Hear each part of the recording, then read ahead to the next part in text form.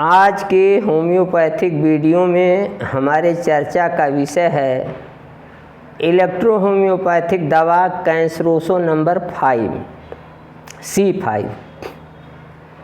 ये C5 नामक जो दवा है ये 5 इंग्रेडिएंट प्लांट्स से बना हुआ है। पहले हम इन 5 प्लांट्स के नाम 5 प्लांट्स के नाम आपको बताते हैं।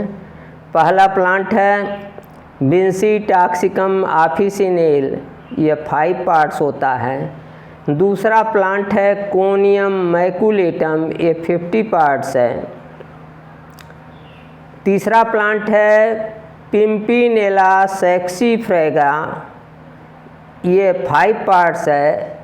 चौथा प्लांट है रस टॉक्सिकोडेंड्रॉन, ये 40 पार्ट्स है। और पांचवा प्लांट है फाइटोलैका डिकेंड्रा, ये 20 पार्ट्स है। ये C5 जो है कैंसरोसो नंबर 5 जो दवा है ये अन्य कैंसरोसोज की तुलना में अधिक पावरफुल है, अधिक शक्तिशाली है और अन्य कैंसरोसोज की तुलना में मुलायम और गहरी इसकी क्रिया होती है। जिन सभी रोगों में अन्य कैंसरोज को इंटरनली प्रयोग किया जाता है आंतरिक रूप से, वहाँ C5 को बाह्य रूप से प्रयोग किया जा सकता है। सभी रोगों में आंतरिक रूप से इंटरनली जो ये C5 है ये एब्सेस के लिए, फोड़ों के लिए और मुहासों के लिए प्रयोग किया जाता है। जब फोड़े और मुहासे के साथ C5 को देना हो तो C5 को S1 और A1 के साथ दिया जाता है। यफ्ती हो जाए, मुंह में छाले हो जाएं तो C5 को S1 के साथ दिया जाता है। एमारोसिस हो जाए यानी अंधापन हो जाए या एंजिना हो जाए, हृदय में दर्द हो जाए, हृदयशूल हो जाए तो C5 सेकंड डाइल्यूशन को A1 के साथ दिया जाता है। इसी तरीके से जो कैंसरस रोग हैं, कैंसर हैं, उनमें C5 को A3 के साथ दिया जाता है।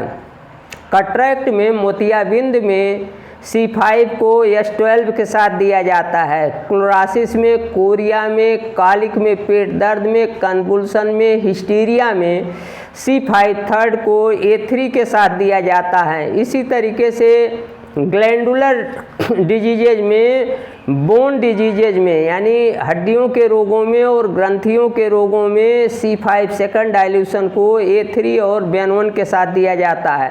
इसी तरीके से अगर लैरिंजाइटिस हो गई, स्वरयंत्र का प्रदाह हो गया तो वहाँ C5 सेकंड डाइल्यूशन को P4 सेकंड डाइल्यूशन के साथ दिया जाता है। इसी तरीके से अगर ब्रांकाइटिस हो गई अर्थात श्वास नली में प्रदाह हो गया तो C5 को P1 के साथ दिया जाता है। निमोनिया में अगर लंग्स में इन्फ्लेमेशन हो गया तो इसको C5 को P2 के साथ दिया जाता है। इसी तरीके से अगर एक्जिमा रोग हो जाए, थाइसिस हो जाए तो C5 को P2, S1 और A3 के साथ दिया जाता है। ज्वर में इसे जो है F1 C5 को F1 के साथ दिया जाता है। प्लेग में C5 के सेकेंड डाइल्यूशन को या थर्ड डाइल्यूशन को F2 के साथ दिया जाता है। हाइड्रोसील में और सिफिलिस में C5 सेकंड को बेन1 के साथ, बेनरियो नामक दवा के साथ दिया जाता है।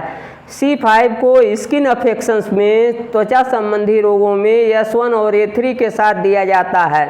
महिलाओं के लिए जो तमाम रोग हैं, महिलाओं के सभी रोगों में C5 को A1 या A3 के साथ दिया जाता है।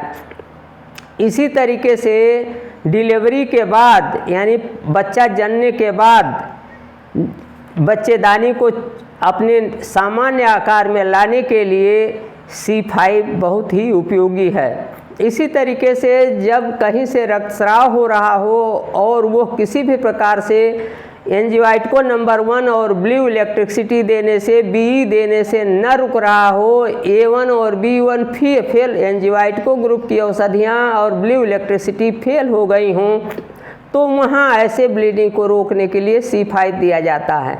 इसी तरीके से ये जो C5 है इसका लोशन, कंप्रेस और बाथ और ऑइंटमेंट बाह्य रूप से सारे रोगों में जहाँ C1 के C ग्रुप के अन्य औषधियों, C समूह के अन्य औषधियों को इंटरनली दिया जा रहा है, वहाँ C5 के लोशन, कंप्रेस या बाथ या ऑइंटमेंट को आवश्यकता अनुसार दिया जा सकता है।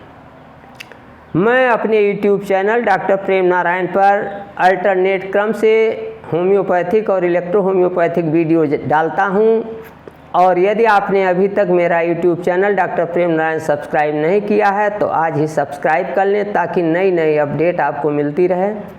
ये हमारे वीडियो होम्योपैथिक और इलेक्ट्रो होम्योपैथिक चिकित्सकों के लिए, विद्यार्थियों के लिए, स्टूडेंट्स के लिए, जनसामान्य के लिए, सभी के लिए बहुत ही उपयोगी हैं और ज्ञानवर्धक हैं। आज के वीडियो में इतना ही। अगले वीडियो में फिर मिलेंगे। नमस्कार, मैं डॉक्टर प्रेम नारायण।